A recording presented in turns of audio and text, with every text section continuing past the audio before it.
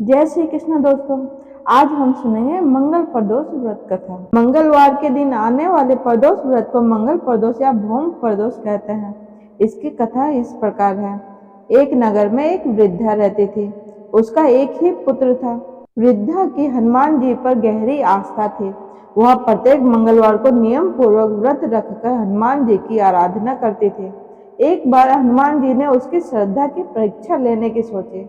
हनुमान जी साधु का वेश धारण कर वृद्धा के घर आए और उसे पुकारने लगे, हे कोई हनुमान भक्त जो हमारी इच्छा पूर्ण करे। पुकार सुन वृद्धा बाहर आई और बोली, आज्ञा दे महाराज। साधु बोले, मैं भूखा हूँ, भोजन करूंगा तो थोड़ी जमीन लीप दे। वृद्धा दुविधा में पड़ गई और हाथ जोड़कर बोली, महाराज लीपने और मिट्टी खोदने के अतिरिक्त आप कोई दूसरा आज्ञा दे, मैं अवश्य पूर्ण करूंगी। साधु ने 3 बार प्रतिज्ञा कराने के बाद कहा, तू अपने बेटे को बुला, मैं उसकी पीठ पर आग जलाकर भोजन बनाऊंगा। यह सुनकर वृद्धा घबरा गई, परंतु वह प्रतिज्ञाबद्ध थी। उसने अपने पुत्र को बुलाकर साधु के सुपुर्द कर दिया। वेशधारी साधु हनुमान जी ने वृद्धा के हाथों से ही उसके पुत्र को पेट के बल लिटवाया और उसकी पीठ पर आग जलवाई।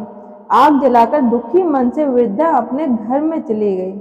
इधर भोजन बनाकर साधु ने वृद्धा को बुलाकर कहा, तुम अपने पुत्र को पुकारो ताकि वह भी आकर भोग लगा ले।